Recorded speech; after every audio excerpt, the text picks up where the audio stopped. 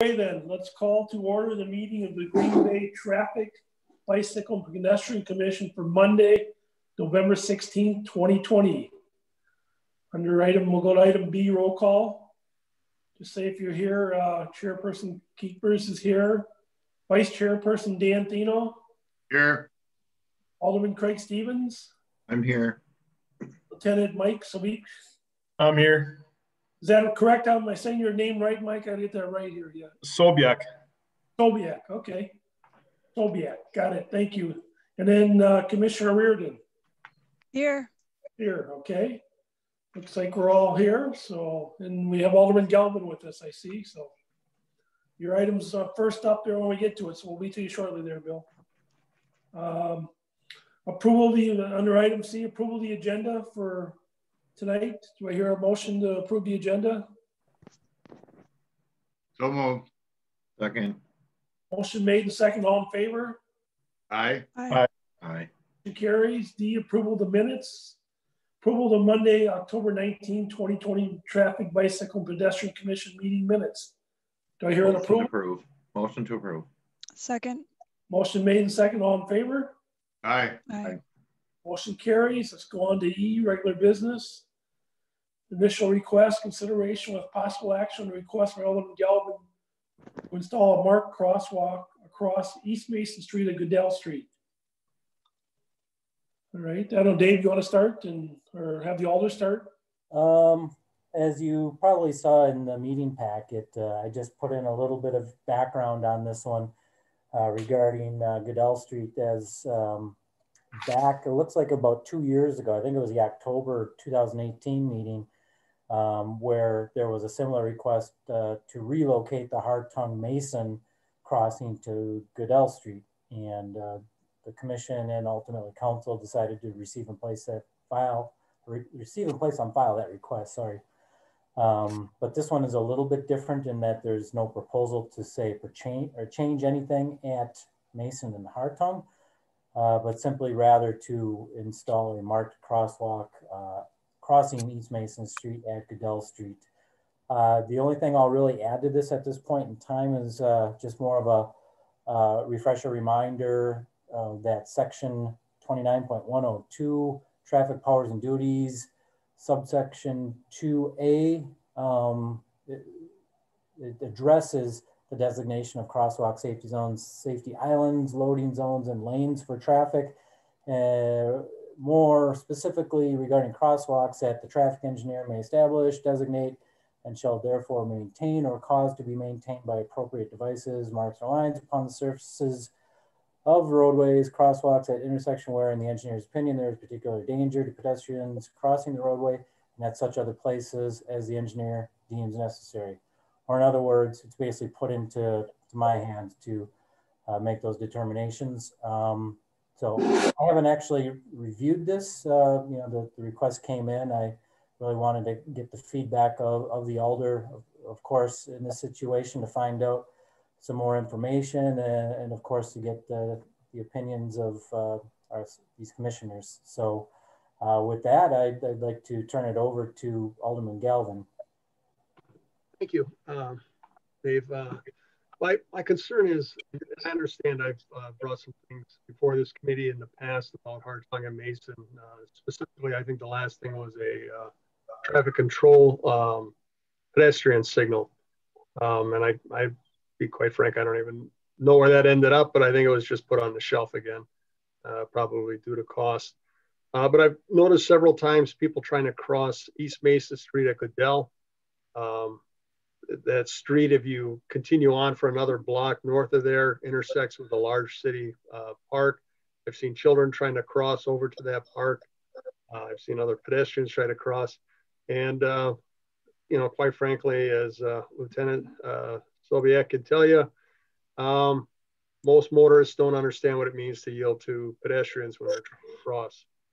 And it's also my understanding, and I could be wrong in this, but I think you have to have a marked crosswalk in place for it to be a violation if someone doesn't stop at these where people are trying to cross at these intersections. So I'm looking to get a marked crosswalk in there, one, to make it a little bit more obvious to people, and two, if it's necessary for enforcement, then we have it there and we can start taking some enforcement action to try and, again, educate motorists that they need to yield to pedestrians when they're trying to cross. It's a very dangerous intersection, in my opinion, just because I've watched kids, that's the main thing that worries me, kids trying to cross, they hesitate, they don't know, motorists are just flying by. If one stops, there's always a concern about one of them being rear-ended by someone that's not paying attention. The speed limit there is 30, but I think we're all pretty much aware that not too many people are going 30 miles an hour as they go through there. Thank you.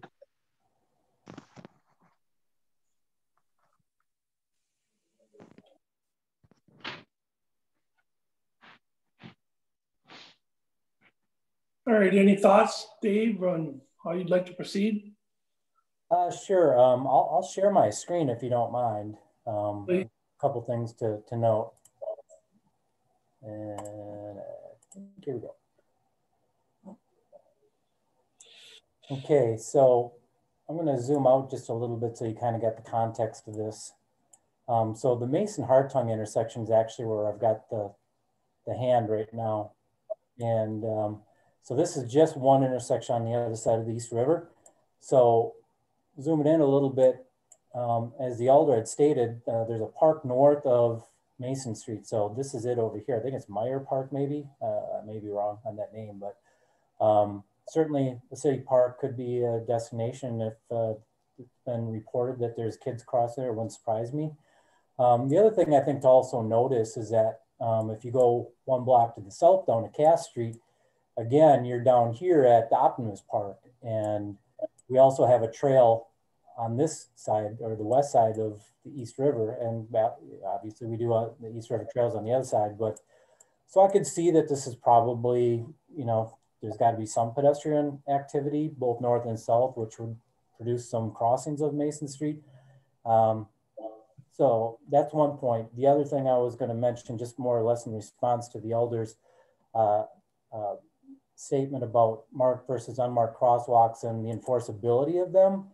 And correct me, Lieutenant Sobiek, if I'm wrong on this, but state statute clearly defines marked and unmarked crosswalks and the legal, I guess, stipulations behind them. And both are enforceable and both can have similar citations issued for non-compliance by motorists and pedestrians alike, because you know, pedestrian has some responsibility, of course, in this case, not to dart out into the street and make it impossible for a motorist to stop. So in this case, I'll actually show you what the street view looks like at this intersection. And we do have the presence of sidewalk on both sides. So this is looking north. So you can see there's a sidewalk here. You got a curb ramp here. So that's the northeast corner, northwest corner over here. Similar situation where you have sidewalks and a curb ramp. And even when you look at road signs here, you can see there's the playground symbol. So that shows that you have a park in the distance. So looking at Mason Street itself, you can see over here some of the signage. You can see the bridge across the East River. You can see semis on Mason Street. So as we know, it's a busy street, one of our busiest major arterials in the street. And looking to the south, you can see both sides again, you have sidewalk and curb ramps. So technically, both crossings of the east and west approaches of this intersection and of Mason Street would constitute a legal unmarked crosswalk. However, unmarked crosswalks are really not that conspicuous, I guess you'd say. So signage and markings in this case could be a consideration. I think it would be wise to possibly refer this to staff to study to see what the site conditions look like, see what kind of markings and, you know, with the markings, we would normally put the signage with it just to kind of see what sort of options we may have, because Mason Street, as we all know, is kind of tight right away. And as you can tell here, you can see the sidewalk abuts right up to the curb line. And sometimes we have problems getting signs installed just because of, you know, with issues, you know, we don't want these signs to be encroaching into the roadway and potentially getting hit by trucks and things like that. So perhaps maybe an appropriate recommendation would be to refer to staff for study just to kind of see what we have. And one last thing I just wanted to remark on is that let's presume that this does come back, and if it would come back, it could come back as early as January, presuming we're canceling December's meeting, that we're pretty much done with our marking season this year, as in we have freezing temperatures. And as I'm looking outside right now and viewing the alley speedway here from City Hall, we have snow. So our painting season is pretty much over, and something like this would not be able to be installed until spring. That's all. All right, thanks, Dave.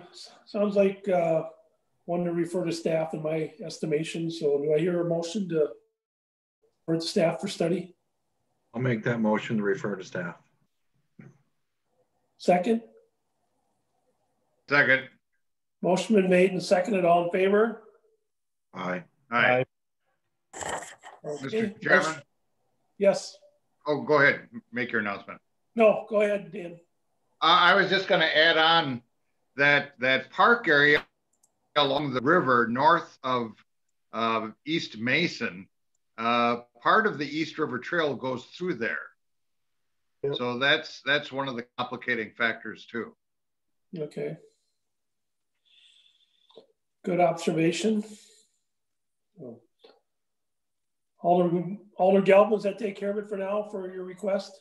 Right, and also Dan has it right there. He said, I've seen people that, because the trail has had problems south of Mason Street on the east side of the river, people haven't been going that way. So they've been tooling down towards Goodell Street to cross Mason and take the west side of the East River Trail into Alloway, which I think may potentially increase the amount of usership in that area. So it's something to consider. Okay, Dave, you got all your notes there? So I do, thank you. All right, you're ready for staff, so, okay. Right. Thanks much. Thank you. Move on to item 2, initial request consideration with possible action on the request for Alderman LaFay to review and potentially change the speed limit 25 zone on North Webster Avenue from Pine Street to University Avenue. Dave? Yes, I did have an opportunity to speak with Alder LaFave on this item. I did remind her that all changes or review, actually changes, I should say, to any speed zone, any modifications by state statute requires a study to be done. And so that unless she had any other issues with it or wanted to withdraw or anything, which she did not, that if commissioners so desire, that this would have to get referred to staff for study for a speed zone evaluation. Also too, again, I mentioned the snow, that also has an impact on our counting and our speed evaluation program, meaning I cannot set out the counters in this type of weather. So unless I've got some really good days or some long streaks that are out there, presumably the next time I can really set something out, it might be in springtime. So if this does get referred to staff for study, it may not be coming back for at least another 6 months or so. Okay, well, that's just the timing of the year, unfortunately, you know. Right. Snow right. puts an end to the, snow and cold puts an end to it, so. Right. Oh, go ahead. Yeah, now the other thing too that I thought was a little unique on the item was how far south the alder was looking at extending the speed zone. I know Pine Street has a traffic signal at it, but it's also a local street for the most part. And a lot of times, especially in urban areas, you will find changes in speed limits at or near, say, intersections with other streets of similar character. So in this case, I would say you're just looking just a few more blocks to the south, as in Walnut Street, you know, Walnut Street or Webster or something like that would probably, or I should say Mason Street, not Webster, would be probably maybe a little bit more logical locations to say have a change in speed zone, but when I had spoken with her, she had made mention that it seemed like the character of the street changes a little bit more to residential at Pine Street. So north of Pine Street, you really don't have any residences, but south of there, you have more residential property. I'm presuming most of those are rentals, but nonetheless, it is residential. So that's what she noted was the character change of the roadway. So I do see that, but oftentimes I like to look for some opportunities, say close by. So, and I know that in the last discussion we had relative to North Webster Avenue and the speed zone changes, some of that discussion occurred about north of that area. So, you know, I just kind of want to maybe avoid some complications like we had last time on that. So if the commission wants us to look further, say further south to like Walnut Street, or even say as far as Mason Street, or even the corporate limits, because I believe at the corporate limits, the speed zone actually changes once you get into Alloway. So it really wouldn't be, to me, far outside the reach of what the commission could do in this case to say, A, we approve of the study, or at least moving forward with the study down to Pine Street, but maybe we also want to look further south and make a determination on whether there needs to be a change to that entire corridor. Because if you really look at it from a roadway width perspective, number of lanes, sidewalk amenities, things like that, you really have a very similar looking roadway. So I just wanted to throw that out there for discussion potentially. And I have a question. Maybe avoid what we had happen last time. I have a question. Yeah, go ahead. Dave, did she state why she brought this forward? There wasn't a specific request on why. To be quite frank, I mean, that never really came up in discussion. Okay. I think it's probably partially due to because we changed it north of there. So sure, I'll give you my thought process on it. Sure. So, you know, I made that request to change the other part of Webster, and I did travel, you know, from University to Maine, because that was all redone as well. But I felt when you went over that river at 35 miles an hour, you get someone doing 40, 45. You have all those buildings right there and those side streets. I figure if you go over that river, because, you know, you go over before you can see what's in front of you, I didn't feel like it would be safe at 35 through there. And so I drove further where she's saying the Pine. Right now, that road I feel is horrible. It's not a smooth street at all. So I didn't want to push it to 35 any farther than where we stopped at on University. So I think until we look at getting that road replaced between Pine and Maine, that I think it should stay at 25 miles an hour currently. Yeah, those are great points. And certainly we will take into consideration road condition and the crest curve, I guess we call it, or the profile of that bridge.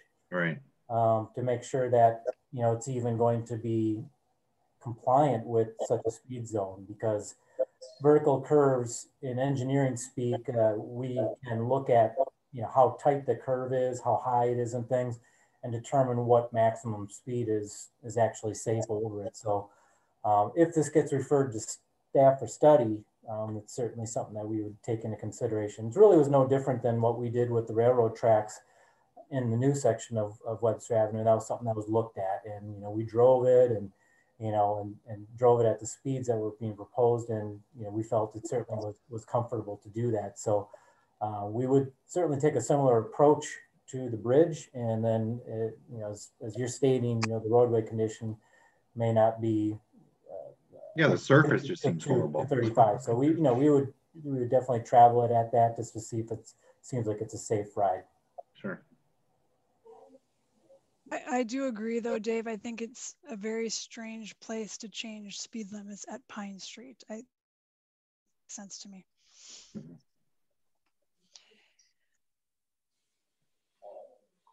And I agree with both of the previous comments. But we probably should study it.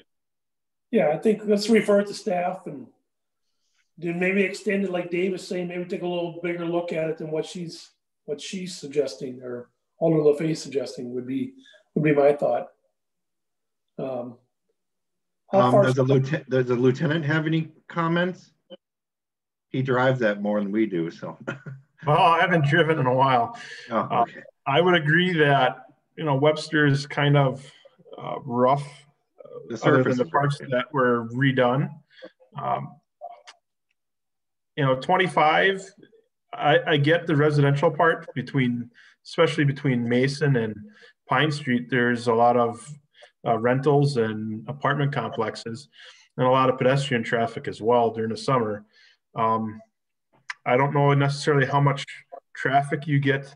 Probably enough right at the corner. They have the CVS by Webster and Main Street.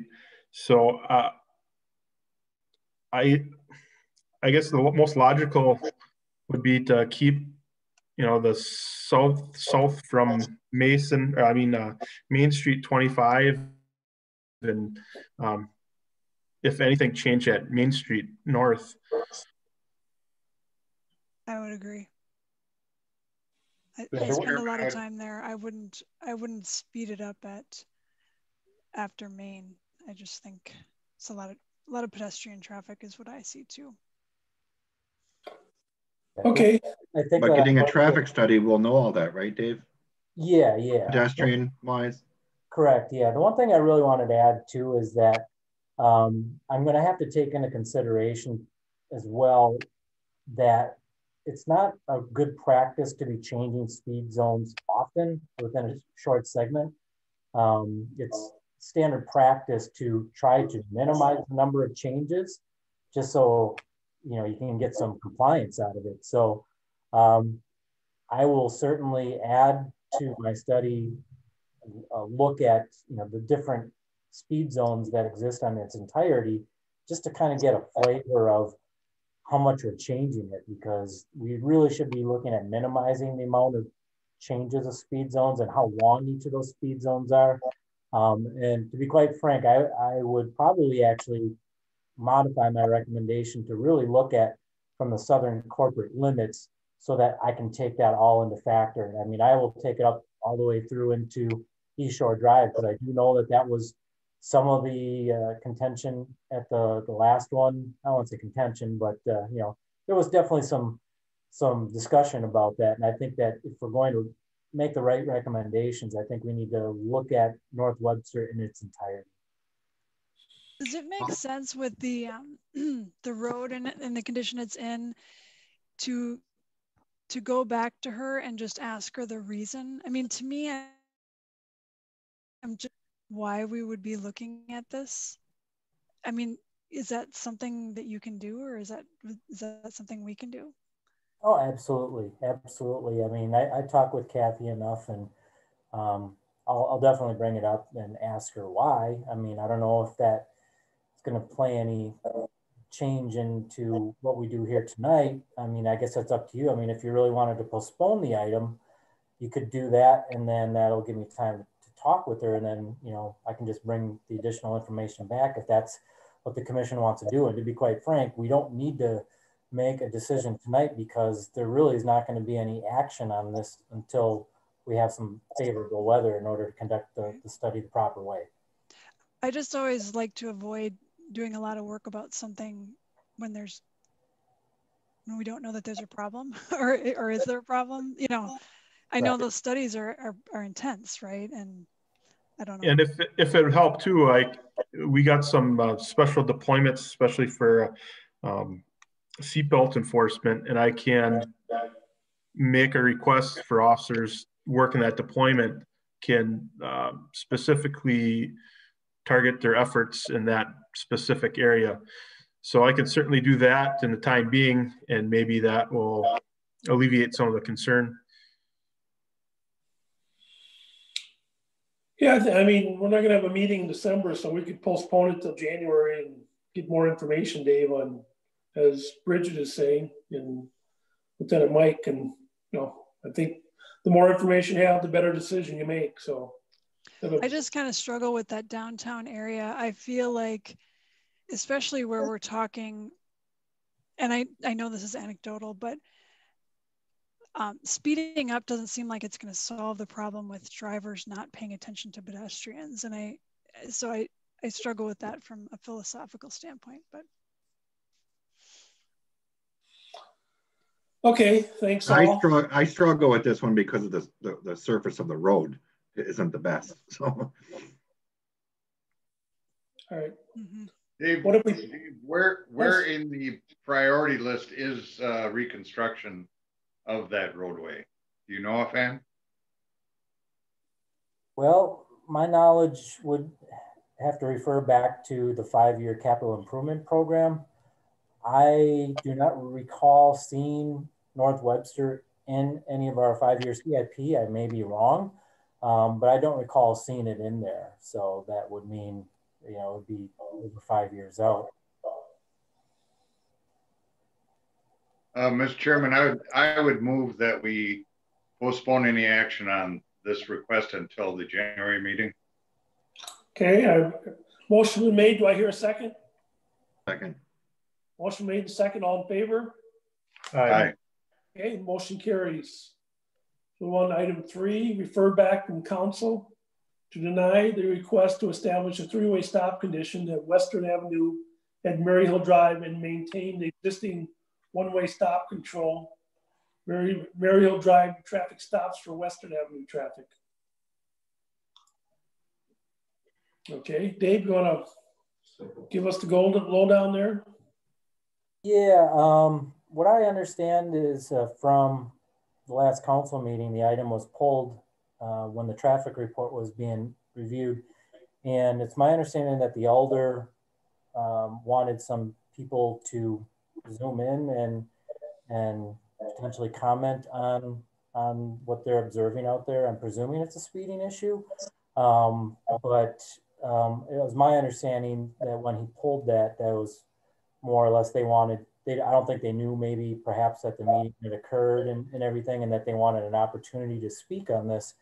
But I'm kind of seeing tonight as that opportunity, and I don't see anyone, I don't see Elder Weary or any other citizens on the Zoom meeting. And I don't know, Matt, did you get any requests for or invitations to Zoom in that maybe on your, that are pending right now? No, there are no residents or the alder in the Zoom waiting room. Okay, well, I guess we're giving them the opportunity right now, and my position has not changed, and I guess it's really up to the commissioners whether you want to postpone this again, and maybe someone will show up.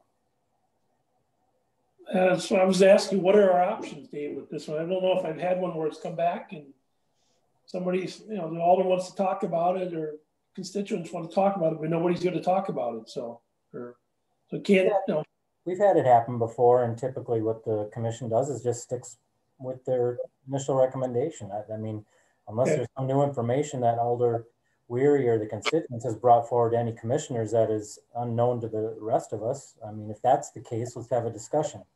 Otherwise, I stick to my recommendation, and I would think the commissioners are doing the same.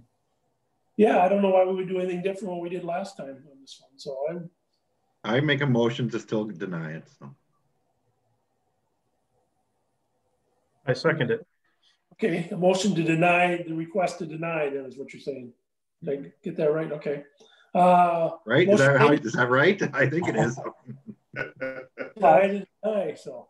Yeah, I mean, all you're doing is you're making the same motion as you did the initial time, because it's literally, if you look at the wording of the item itself, was really, it says deny the request. You're approving the denial is what you're really doing. So if that's your intention, I'll make sure that it's clearly stated that way in the motion. All right, why don't we have a motion to approve the denial then? If that.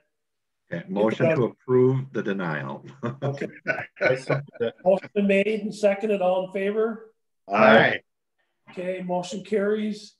Informational next meeting Monday, January 18th, 2021. Wow, it seems like a long ways away, but not so far. And typically for most of the members here, as you know, we usually skip the December meeting unless we get a hot bottom item that comes up, Dave, that needs to get addressed in December, which I don't know if that's ever happened. That's kind of how we leave it. If something really needs attention, we do it. But if not, our next meeting would then be the Monday, the January 28th. So I would, unless anybody wants to meet in December, I think everybody would like the month off. So. Matt, I think we've done this in the past. We've adjourned until January, but we've left it up to you as the chair to call a meeting if something comes up. Yeah. The only thing I would add to this is that I did do a check of the termination of 90-day trials, and we do have a number of them that are coming from the August meeting, I believe it is, or September, whatever 3 months back for December would be. But there are a number of them that are terminating. So I guess technically we're not supposed to have anything longer than 90 days, but it would go an extra 30 days. So you'd be at 120 days for the January meeting for those expirations. So I guess potentially there's a need to, but I'll be quite frank, you can make it such that if you want me to just have those on and we literally meet for 5 minutes on a Zoom call, we can do that. Can we just make a motion now to extend it for another 30 days? We're not the ones that are expiring in December? To make extensions. No, okay. Yeah, that's actually part of the rules that we have, and 90-day termination trial is supposed to be the maximum. Okay. I'll be frank with you. I mean, I'm probably guessing that of all the December meetings that we've canceled, that this has happened before. And certainly no one has died or perished because of that decision. But I'll leave that up to the commissioners. I'm simply advisory here. So I am. So I have one comment or question for December. Can anybody meet during the day? I can. So instead of doing a 5:30? Yeah, it's possible.